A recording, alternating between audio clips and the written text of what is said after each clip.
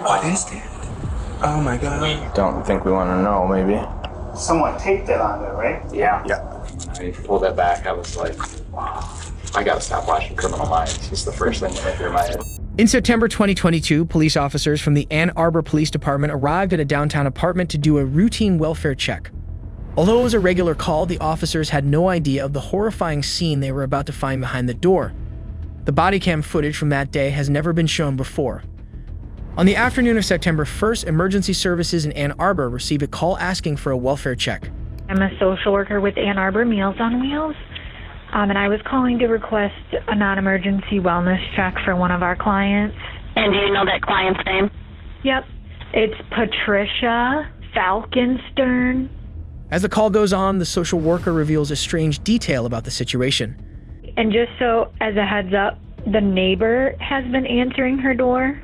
They are sometimes friendly with each other and other times not friendly with each other. And he's saying that she's there and sleeping, but we haven't been able to actually get in and verify that she's okay. Employees and social workers at Meals on Wheels tell authorities they interact with Patty regularly and that her sudden absence is completely out of character. Okay, well, I have an officer go out there. With that information, officers are sent to Patty's apartment, but nothing can prepare them for the horrifying scene waiting behind her door. What's the problem? Oh, Meals, you okay? Yeah. Okay. Meals on... I didn't have my walker. Oh, okay. Meals on Wheels has been calling because I guess she hasn't been answering the door. They were worried about her.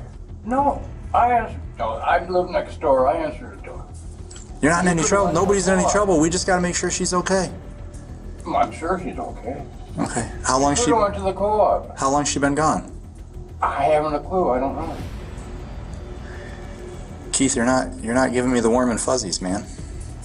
I just need to make sure Patty's okay. She's not here.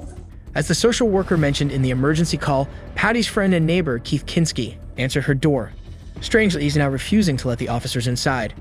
Okay. I just want to check and make sure, because if I don't check and somebody's going to call and say I didn't do my job right, and I don't want to get in trouble for that.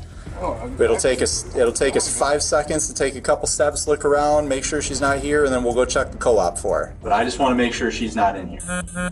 No, she's not in. Okay, then give me 10 seconds to check and I'll be on my way. That's all I'm asking. We've met before. You and I have had many conversations. Oh, hell yeah. Patty and Keith are no strangers to Officer Favor, who has conducted welfare checks on both of them multiple times in the past. He'll be sure to let his team know about this as soon as possible. All I got to do to make sure I'm doing my job right is verify she's not in here so that we can let Meals on Wheels know, because they're gonna keep calling. I didn't have my walker with me. Oh, I got you. Do you mind if we just come check? That's all I'm asking. We'll be 10 seconds. This trash. I'm not worried about the trash, Keith. I promise. I got my own trash. No, but I gotta get on my walker. Well, you can. Just let me in. You can get in your walker. Hold on a minute. All right. Did Patty take her walker with her? No, she decided to go independent today. After a tense standoff, officers managed to enter the apartment. However, nothing could have prepared them for the horrifying sight that awaited them inside. I fell over that damn thing the other night, hurt my shoulder. Oh no. You need any medical attention or anything we can help you with? No, there ain't nothing I can do about it. Okay.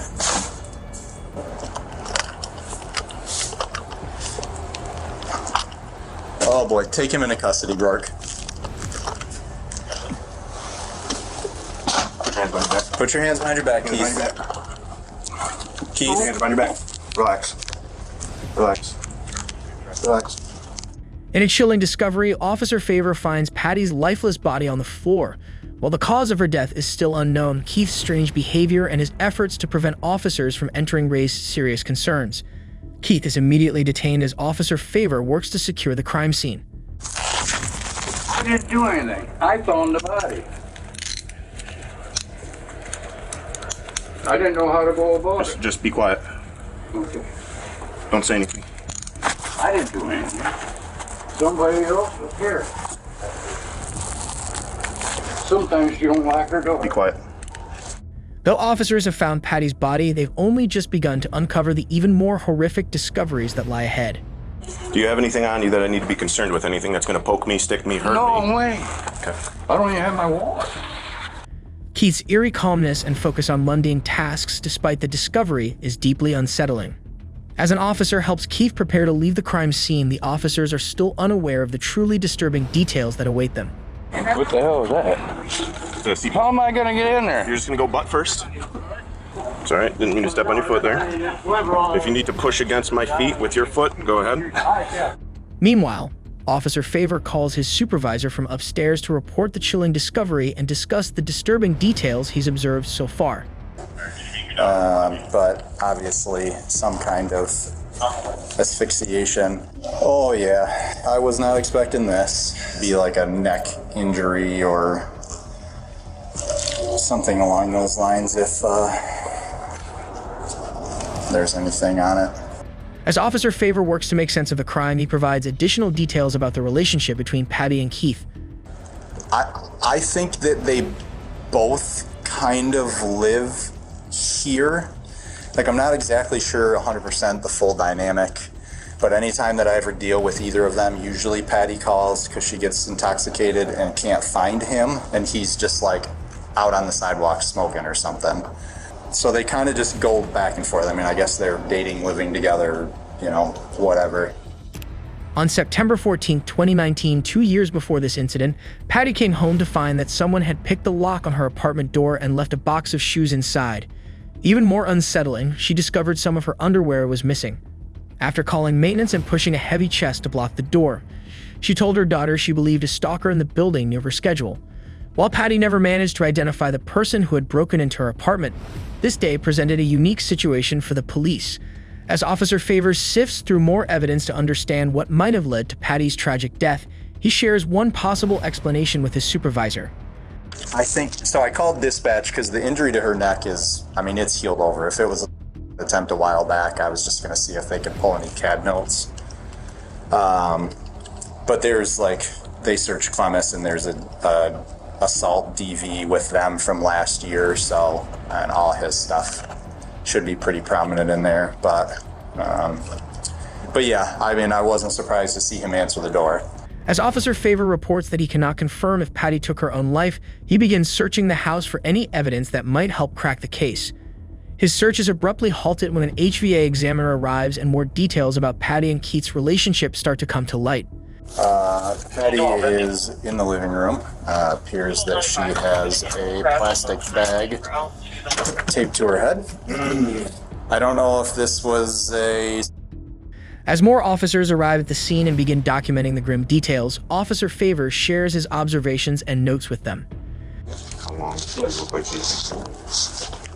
I mean, I think at least a day or two. But it kind of looks like it's healed over, like it's not scabbed up, but... As the officers continue their conversation, Keith is brought to the police station for questioning. My health is shot. I've got arthritis, COPD. I've had numerous breaks in my bones. I've had a concussion. Can you blow deep into the straw, please? Blah, blah, blah, blah, blah, blah, blah. After obtaining his medical history and conducting several checks, officers place Keith in a holding cell to be questioned later.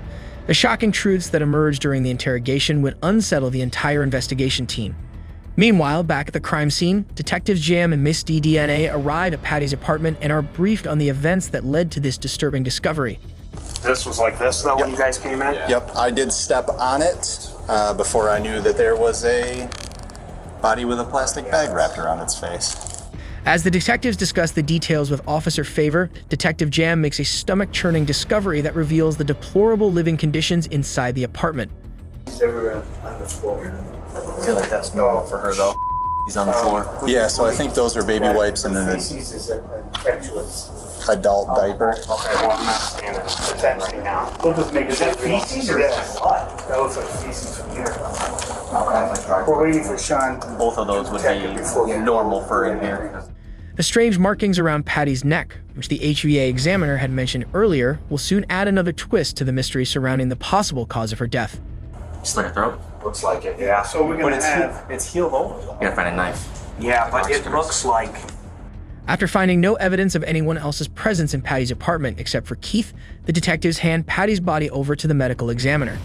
Keith is brought in for interrogation, and even these seasoned detectives aren't prepared for the deviant details he's about to reveal. Patty or Patricia Falkenstern, who is she to you? She's just a neighbor. Just a neighbor? A neighbor of Keith and Patty later told the police that Keith frequently claimed Patty was his girlfriend, although Patty always denied this. What were you doing in Patty's apartment today? I hadn't seen her since Saturday. That's when we get Meals on Wheels 3 times a week. And then we got into an argument about the sausage. I didn't throw it out and I didn't eat it.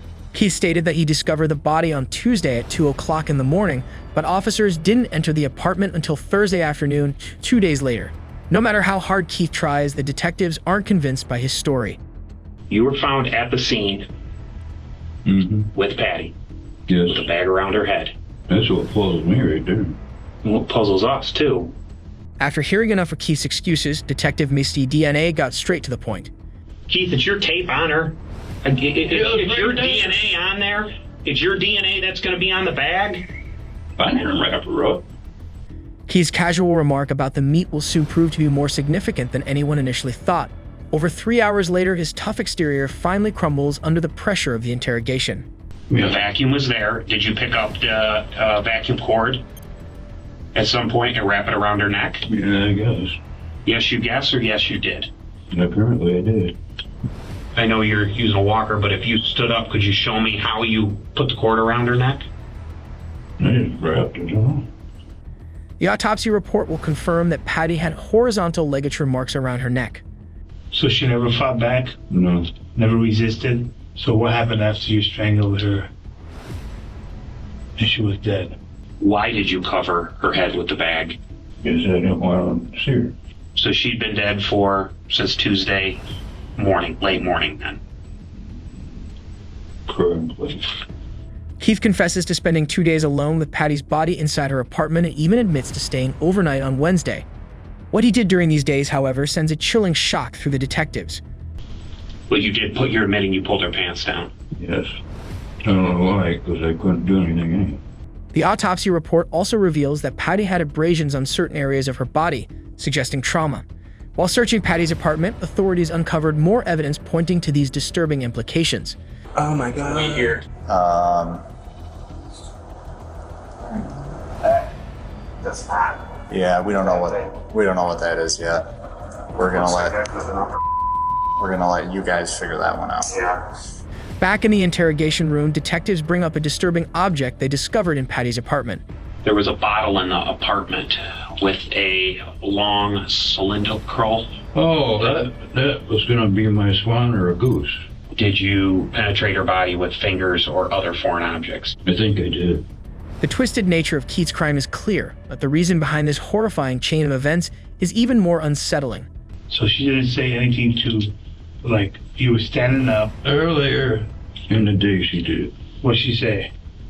And I ate her meat or threw it out, and I didn't do either. I don't know what she did with it. In an outrageous turn, Keith admits that he killed and violated Patty following an argument about sausages from Meals on Wheels. On February 1st, 2024, he pled no contest to second-degree murder and disinterment and mutilation of a dead body. On April 26, 2024, he was sentenced and transferred to the Michigan Department of Corrections, where he will serve 25 years to life behind bars.